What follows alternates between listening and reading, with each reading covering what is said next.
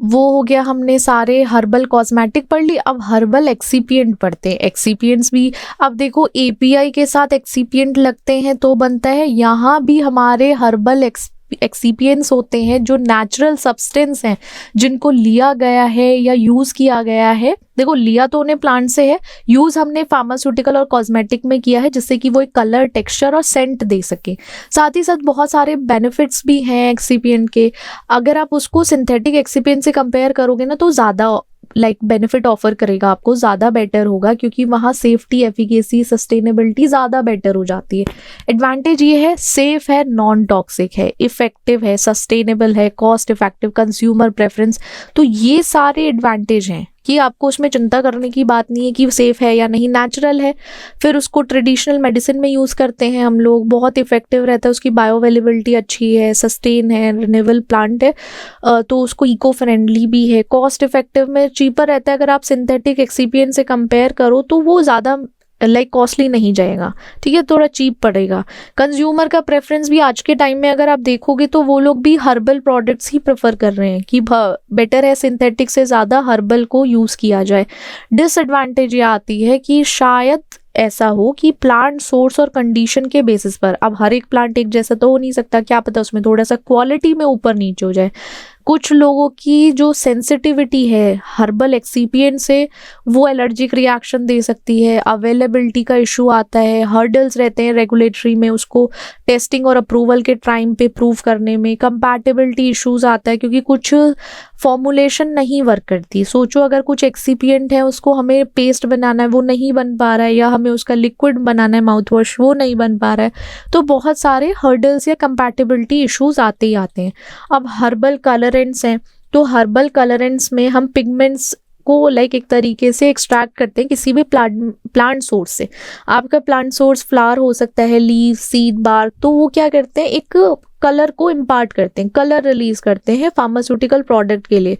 और हम वाइडली कब यूज़ करते हैं, अगर हम कलरेंट्स की बात करें तो हर्बल कलरेंट्स हम तब यूज़ करते हैं जब हम फूड में जाए, वहाँ पे थोड़ा सा कलर चाहिए, कॉस्मेटिक इंडस्ट्री में जाए तो। सिग्निफिकेंस ये होता है कि एस्थेटिक और प्रोडक्ट आइडेंटिफिकेशन करना ज़रूरी है, नेचुरल अपील उससे बढ़ जाती है, जैसे आपका कलरिंग एनहांस कर देता है। कलर्स होते हैं ना तो एकदम विजुअली आप उसकी तरफ खींचे चले जाते हो कि हाँ भाई ये अच्छा लग रहा है। किसी को कोई कलर पसंद है तो उसकी ज़्यादा जल्दी जाएगा। तो पेशेंट फ्रेंडली भी रहता है और हेल्प करता है ब्रांड को आइडेंटिफाई करने में। कुछ सिरप्स होते हैं या कुछ हर्बल सिरप्स हैं तो एक पर्टिकुलर कलर के होते हैं, तो वो पर्टिकुलर कलर ही आपको ऐसा लगेगा कि यार ये वाला अच्छा लग रहा है, ये ब्रांड है पर्टिकुलर, इस ब्रांड का है ये, आप खुद ही बता दोगे उसके कलर से।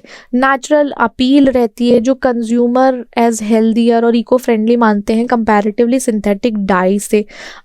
पोटेंशियल थेरेप्यूटिक बेनिफिट्स, कुछ पिगमेंट्स होते हैं उसके साथ साथ कलरेंट्स के साथ भी उनके क्या प्रॉपर्टीज़ रखते हैं, थेराप्यूटिक या एंटीऑक्सीडेंट प्रॉपर्टीज़ रखते हैं। ये तो चलो ठीक है, बट एक अलग चीज़ भी ऐड ऑन हो जाती है उनमें।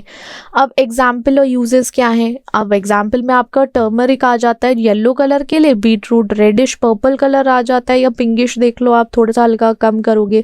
क्लोरोफिल ग्रीन कलर देता है, एनाटा या बिक्सा ऑरिलाना जो है वो येलो ऑरेंज शेड देता है, ठीक है। ये सारे हमारे क्या थे, herbal excipient. Then herbal sweeteners भी आते हैं। अब देखो स्वीटनेस के लिए भी चाहिए भाई, टेस्ट भी तो लाना है, वहाँ पे तो चलो अलग चीज़ हो गई सिंथेटिक में उसको। वैसे ही सेम हर्बल अगर कड़वा है, कोई भी चीज़ हर्बल की बन रही है वो कड़वी है, तो बिटर का जो नेचुरली हम उसको कैसे मास्क करेंगे, कैसे उसमें से स्वीटनेस लेके आएंगे, हम अपना कैसे फॉर्मुलेशन को इम्प्रूव कर सकते हैं टेस्ट में, तब हम हर्बल स्वीटनेस को ऐड ऑन करते हैं। अब ये हर्बल स्वीटनेस कहाँ से आएंगे, हम तो सारी चीज़ें अब तो हम सारी चीज़ें किससे बात कर रहे हैं, सारी बात हम कर रहे हैं हर्बल से। तो हर्बल प्लांट मतलब प्लांट पार्ट से ही आएंगे, जैसे आपका लीव्स है, फ्रूट्स हैं, सीड्स हैं, वहीं से आएगा हर्बल स्वीटनर भी, ठीक है।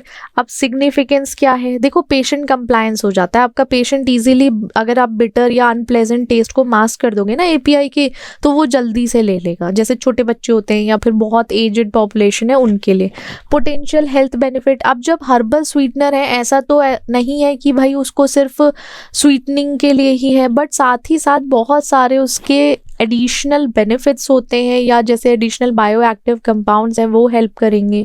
देन आपका सेफ्टी प्रोफाइल की अगर बात करें तो मैनी प्लांट्स जो हैं, बहुत सारे प्लांट्स ऐसे हैं, जैसे स्टीविया है, एग्जाम्पल ले लो, स्टीविया है, स्टीविया स्वीटनर है, उसकी लीव्स भी अगर, अच्छा चलो कहीं पे आपको स्टीविया का प्लांट मिल गया तो क्या करना, उसका पत्ता तोड़ के खा लेना, मतलब साफ करके, कभी गंदा ही खा लो उसको।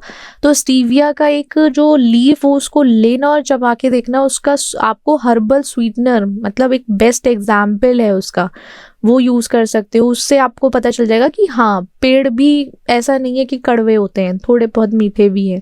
अब स्टीविया है, ग्लिसरीजिन है, हनी है, तो ये एज ए स्वीटनर यूज़ किया जाता है। देन हर्बल बाइंडर्स है। हर्बल बाइंडर्स का काम क्या है, एक फॉर्मुलेशन को, टैबलेट, ग्रैन्यूल्स, इनको साथ में रखना, मतलब उनकी फॉर्मुलेशन जो है वो बाइंड, अगर आपका टैबलेट में बाइंडर्स नहीं होगा, आपकी टैबलेट टूट जाएगी, क्या फ़ायदा, टैबलेट का कोई फ़ायदा ही नहीं है। तो बाइंडिंग क्रिएट करने के लिए हम बाइंडर्स को यूज़ करते हैं, जो डोजेज फॉर्म एक स्ट्रक्चर मेंटेन करके रखती है, ठीक है। अगर ऐसे गोलू सी हमारी टैबलेट है तो गोलू ही रहे, कभी पता चला आधी गोलू हो गई आधी पतलू हो गई तो उससे कोई फ़ायदा नहीं है। तो हर्बल बाइंडर्स इसलिए ज़रूरी है। अब जैसे मैकेनिकल स्ट्रेंथ के लिए, रिलीज प्रोफाइल के लिए, क्लीन अपील के लिए बहुत ज़रूरी होते हैं हर्बल बाइंडर्स। हर्बल बाइंडर्स देखो, सबके एग्जाम्पल्स याद रखना, ठीक है, एग्जाम्पल मत भूल जाना, क्योंकि एग्जाम्पल इम्पॉर्टेंट है यहाँ पे, इसमें हर्बल कॉस्मेटिक में ना वो इम्पॉर्टेंट है। अकेसिया गम है, गम अराबिका है, ड्रैगन गम है, स्टार्च, गुआर गम, तो ये सारे एग्जाम्पल्स हैं हमारे हर्बल बाइंडर्स के। हर्बल डाइल्यूएंट्स आते हैं। अब देखो, फॉर्मुलेशन में बल्क इम्प्रूव करना है भाई, एक आपका एपीआई जो है अगर वो सिर्फ 20 mg का है, आपको अपनी जो लेकर जाना है वो 250 mg तक लेकर जाना है, तो भाई यार डाइल्यूएंट, एक्सीपिएंट्स, ये सब से तो एक डाइल्यूएंट का ऐड करना पड़ेगा ना, जितना ये कितना 230 का एटलीस्ट बल्क मिल सके, या फिर हम उसमें टैबलेट बना सकें, एक फाइनल डोजेज फॉर्म बन सके, डोज कर सकें, ठीक है, उसके लिए हमें हर्बल डाइल्यूएंट है। ऑलमोस्ट जो हर्बल एक्सीपिएंट्स हैं आपके, वो डायरेक्टली मैच करेंगे आपके जो हम अपने सिंथेटिक ड्रग्स में यूज़ करते हैं ना एक्सीपिएंट, सेम वैसे हैं, बट इनको हमें प्लांट पार्ट से लिया गया है, वो सिंथेसाइज्ड हैं, या आप ऐसा समझो वो मटेरियल प्लांट से नहीं बिलोंग करता। अब कुछ करता है कुछ नहीं करता है ऐसा मान के चलो, इसमें प्योर है, ये प्योरिटी इसकी ज़्यादा है, यूनिफॉर्मिटी आती है, कंप्रेसिबिलिटी आराम से अच्छे से हो जाएगी, कॉस्ट ज़्यादा नहीं होती, एक्सपेंसिव नहीं होगा। अगर आप डाइल्यूएंट्स ना ऐड करोगे तो एपीआई का कॉस्ट भी कम हो जाता है। एग्जाम्पल आपका सेलुलोज डेरिवेटिव है, माइक्रोक्रिस्टलाइन सेलुलोज हो गया, या स्टार्च पाउडर्स हो गए, तो उसको डाइल्यूएंट की तरह यूज़ करते हैं, लैक्टोज को यूज़ करते हैं, ये सारी चीज़ें तो हम उसमें भी यूज़ करते हैं, सिंथेटिक ड्रग्स में भी, ठीक है। अब हर्बल विस्कोसिटी बिल्डर है, अब आपका कोई भी लिक्विड है या सेमी सॉलिड है, उसमें विस्कोसिटी मेंटेन करना है, थिकनिंग एजेंट की तरह काम करेगा कि आपका एक सस्पेंशन, सिरप, जेल अच्छे से बन पाए, ठीक है। उसके लिए हमें विस्कोसिटी बिल्डर्स लेने पड़ते हैं हर्बल वाले। स्टेबिलिटी सही रहे, पेशेंट एक्सेप्ट कर पाए, उसके माउथ को अच्छा फील हो पाए, एडमिनिस्टर इजी हो, कंट्रोल्ड रिलीज है। एग्जाम्पल वही है, गुआर गम हो गया आपका, देन ज़ेंथम, पेक्टिन, एगार आ जाता है। हर्बल डिसइंटीग्रेंट, अब देखो भाई, टैबलेट को डिसइंटीग्रेट होना भी ज़रूरी है। पता चला आपने उसमें बाइंडर्स लगा दिए, वो डिसइंटीग्रेट ही नहीं हुआ, मतलब टूटा ही नहीं पेट में जाके, तो फ़ायदा ही क्या होगा।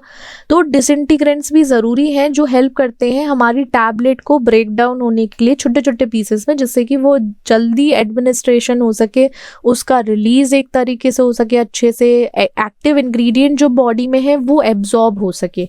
सिग्निफिकेंस ये है कि उसकी ड्रग की बायो अवेलेबिलिटी अच्छी हो जाएगी, एफिशिएंट डोजेज फॉर्म हो जाएगी, क्योंकि रिलायबल परफॉर्मेंस दे पाएगा हमारा सॉलिड ओरल डोजेज फॉर्म में। जैसे स्टार्च है, इसबगुला हस्क है, प्लांटगो वाटा भी बोलते हैं उसको, अगार अगार फ्रॉम सीविड्स बोलते हैं। तो ये सारे एग्जाम्पल्स हैं, इनको यूज़ कर सकते हैं as a herbal diluent, no sorry disintegrants.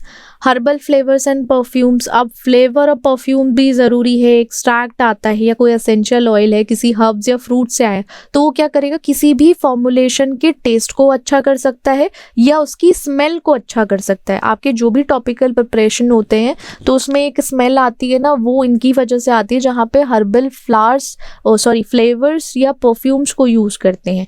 उनमें हम क्या यूज़ कर सकते हैं, प्लांट का कौन सा पार्ट, आप उसमें हर्ब्स यूज़ कर लो, फ्रूट्स यूज़ कर लो, फ्लावर्स यूज़ कर लो। आप इसको कॉस्मेटिक्स में भी ऐड कर सकते हो। जो फ्रेग्रेंस है ना, परफ्यूमिंग एजेंट्स जो है उनको कॉस्मेटिक में, टॉपिकल प्रोडक्ट में, जिससे कि एक प्लेजेंट एरोमा मिल सके। एरोमा खुशबू की वजह से करते हैं, ऐसा समझो। Significance, patient acceptance and compliance, ये तो सबसे पहले हमारे पेशेंट सबसे पहले आते हैं, तो उनके हिसाब से होना चाहिए सब चीज़। ब्रांड डिफरेंशिएशन होना चाहिए, पोटेंशियल थेराप्यूटिक बेनिफिट है। एग्जाम्पल आपका वेनिला है, वेनिला प्लेनिफोलिया से, मेंथॉल पेपरमिंट मेंथा पेपरेटा से, सिट्रस लेमन ऑरेंज से, vanilla extract, rose oil, lavender oil, ये सारे एग्जाम्पल्स हैं हमारे फ्लेवर्स एंड फ्रेग्रेंस के, अगर बात करें तो। ठीक है।